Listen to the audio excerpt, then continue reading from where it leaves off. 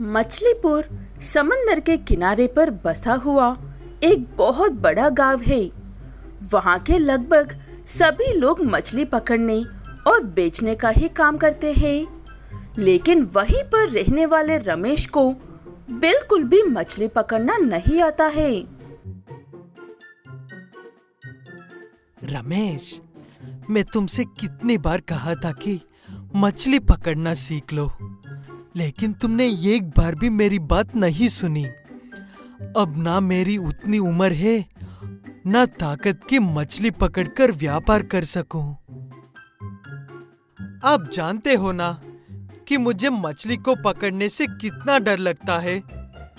फिर भी आप मुझे हर बार यही बात क्यों कहते हो पिताजी? मैं डोसा बनाने का काम शुरू किया है ना, उससे थोड़ी बहुत कमाई तो हो रही है।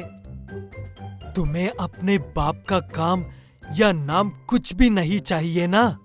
सड़ने दो मेरी नाव को वहीं पर। मैं तुमसे दोबारा कुछ नहीं कहूँगा। ऐसे कहते हुए रमेश के पिता रंगा वहाँ से चले जाते हैं। रंगा ऐसे इसलिए कह रहे थे क्योंकि मछली के व्यापार में अच्छी कमाई होती है। लेकिन गांव में रमेश के डोसे खाने के लिए कोई नहीं होते हैं। वो इसलिए क्योंकि सभी मछुआरे सुबह सुबह उठकर अपने जाल से मछली निकलने के लिए समंदर में जाते हैं। क्या यार रमेश, अपने पिता की इतनी अच्छी नाव को छोड़कर ये क्या डोसा बना रहा है? मैं अभी अभी पिताजी से बहस करके आ रहा हूँ। तू फिर से शुरू मत हो जाना मेरे दोस्त। पता नहीं मुझे पिताजी की नाव कैसी है। ऐसे कहते हुए अपने दोस्त से बड़े गुस्से में बात करते हुए वहाँ से सीधे अपने पिता की नाव के पास जाकर बैठ जाता है रमेश। वहाँ पर कुछ देर बैठने के बाद रमेश के दिमाग में एक ख्याल आता है।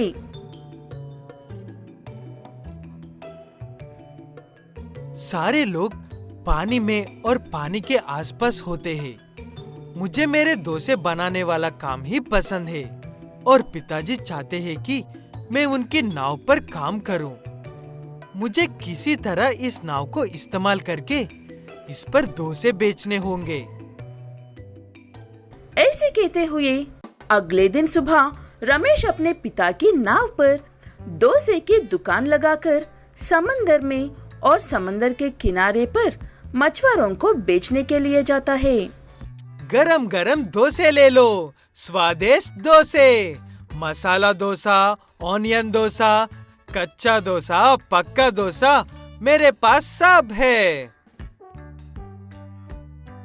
उसकी आवाज सुनकर सभी मछुआरे हैरान हो जाते हैं कि ये आवाज कहाँ से आ रही है, वो भी बीच समंदर में से।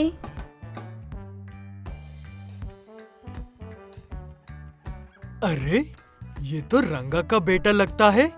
आओ भाई आओ, मुझे एक डोसा दे ही दो। ऐसे कहते हुए एक व्यक्ति डोसा खरीदकर खाता है। उसे देखकर और भी लोग खाते हैं, लेकिन वहाँ पर जरा सा भी पीने के लिए पानी नहीं था। इसलिए डोसा खाने वाले मछुआरों को पानी पीने के लिए वापस किनारे पर आना पड़ रहा था। इसलिए दूसरे दिन रमेश के डोसे नहीं भीगते हैं। क्या बात है? आप लोग आज डोसे क्यों नहीं खरीद रहे हो? आप लोगों को मेरे डोसे का स्वाद पसंद नहीं आया क्या? ऐसी बात नहीं है बेटा, तुम्हारे डोसे तो सच में लाजवाब है, लेकिन यहाँ पर पीने के लिए पानी नहीं है, इसीलिए डोसा नहीं खा रहे हैं। वो बात सुनकर रमेश चुपचाप वहाँ से चला जाता है और किनारे पर ही थोड़ा सा व्यापार करके घर लौट कर आता है। तब रमेश के पिता उससे, सुना है मेरी नाव इस्तेमाल करके उसमें भी डोसा का व्यापार कर रहे हो। कैसा चल रहा है? कितनी कमाई हुई है आज? कुछ खास नहीं है पिताजी आज की कमाई, लेकिन काम चल रहा है। काम चलाने से काम नहीं चलेगा बेटा। हम पहले से ही गरीब हैं और तो हमें उस गरीब में और अंदर लेकर जा रहा है। मैं चाहता हूँ मेरे मरने से पहले तेरी अच्छी से शादी कर दूं, लेकिन तू मेरा सुनता कहाँ है। रमेश को भी अपने पिता को निराश करते हुए बिल्कुल भी अच्छा नहीं लग रहा था, लेकिन वो जानता था कि वो क्या कर रहा है और एक दिन उसे कामयाबी जरूर मिलेगी। इसलिए रमेश अपनी फ्लोटिंग बोट में अगले दिन से पूरी तैयारी के साथ जाकर अच्छे से डोसे बेचकर आता है। ऐसे रमेश का व्यापार अच्छे से होने लगता है और उसकी कमाई भी अच्छी होती है। रमेश के पिता उसकी कामयाबी देखकर एक समझदार लड़की के साथ रमेश की शादी करवा देते हैं और सब खुशी खुशी रहने लगता है। कुंती की 5 बहुएं हैं। बड़ी बहू, छोटी बहू, मंजली बहू, रेणुका बहू और रानी बहू। इन पंचों का बर्ताव बहुत अलग अलग है। जैसे कि बड़ी बहू समझदार है, हर बात समझती है। बड़ी बहू, मैंने चावल बनाने को कहा था ना, अब मुझे वो नहीं चाहिए, मुझे चपाती बना कर दो। ठीक है सासू माँ, वो चावल हम खा लेंगी और मैं आपके लिए चपाती बनाती हूँ। ऐसे कहते हुए बड़ी बहू रसोई में जाती है। वहाँ पर ठहरकर सुन रही छोटी बहू को सासू माँ के नखरे बिल्कुल भी पसंद नहीं आते हैं, क्योंकि छोटी बहू गुस्से वाली है। ये क्या नौटंकी है दीदी, आप उस बुढ़िया को मना नहीं कर सकती थी क्या? जब देखो तब मुझे ये चाहिए वो चाहिए करती रहती है। तभी वहाँ पर मंजली बहू आती है। मंजली बहू थोड़ी चिड़चिड़ी है और उसे काम के नाम से ही चिढ़ होने लगती है। वो भी आकर अपनी सास के बारे में बुराई करने लगती है। उनकी बातें सुनकर वहाँ पर उसकी सास कुंती आती है। तुम सब हर वक्त सिर्फ मेरी बुराई करती रहो, तुम्हें और आता ही क्या है, कामचोर कहेगी। मैं कभी भी आपकी बुराई नहीं कर सकती हूँ सासू माँ। मैं हर वक्त आपके बारे में अच्छा ही सोचती रहती हूँ। रेणुका को सबके सामने अच्छी बनना पसंद है, इसलिए हर वक्त ऐसे मक्खन लगाती रहती है और रानी तो अपनी दुनिया में ही व्यस्त रहती है।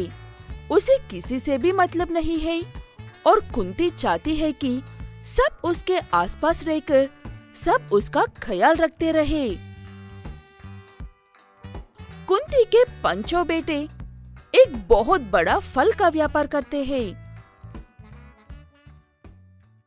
कुंती सबका ध्यान अपनी तरफ करने के लिए एक दिन जानबूझकर ऐसा करती है।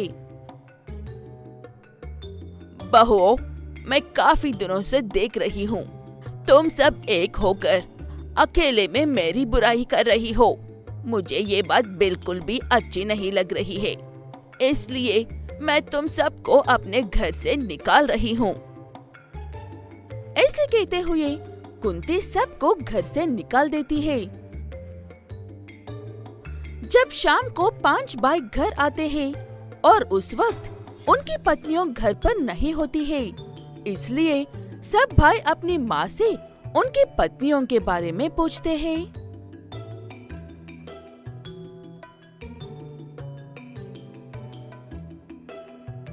सबके सब अचानक से कहाँ चली गई माँ? थोड़ी देर के लिए तुम्हारी पत्नियां क्या गायब हो गई? बड़ी चिंता हो रही है तुम भाइयों को। कभी ये पूछकर देखा है कि तुम कैसी हो? ऐसी बात नहीं है माँ, आप हमें गलत समझ रही हो। हाँ पता है, मैं ही गलत हूँ। मैं कभी सही हो ही नहीं सकती हूँ, इसलिए मैंने तुम्हारी पत्नियों को घर से निकाल दिया है। चाहो तो तुम भी उनके साथ जा सकते हो, मैं रह लूंगी अकेली। अपनी माँ के इस बर्ताव की वजह से पांचों भाई दुविधा में पड़ जाते हैं, क्योंकि उनकी पत्नियां कहाँ हैं और किस हाल में हैं, वो ये बात नहीं जानते थे। अगर उन्हें ढूंढने के लिए गए तो पता नहीं उनका माँ क्या कर बैठेगी। सब भाई एक दूसरे का चेहरा देखते हुए और चिंता करते हुए बैठते थे। तभी उनकी पांचों पत्नियां घर लौट कर आती है। जब वो भाई पूछते हैं कि वो अब तक कहाँ थी, तब उनकी पत्नियां ऐसे जवाब देती है, हाँ, आपकी माँ ने ही घर छोड़कर जाने को कहा था, लेकिन हम बेवकूफ थोड़ी है जो सच में चली जाएंगी। इस घर में सासू माँ का जितना हक है, हम सब का भी उतना ही हक है। इसलिए हम बाहर पानी पूरी खाने के लिए गई थी। वो बात सुनकर भाइयों को कुछ भी समझ में नहीं आता है कि हंसे या गुस्सा करे। तभी वहाँ पर कुंती आती है। हाँ हाँ, मेरी कोई भी बात क्यों मानोगी तुम सब? मैं हूँ क्या तुम्हारे लिए? मैं हूँ ना सासू माँ, मैं और हम सब आपके लिए भी पानी पूरी लेकर आए हैं। आओ बैठकर खाते हैं। ऐसे कहते हुए सब बहुएं अपनी सास को बीच में बैठाकर पानी पूरी खिलाता है।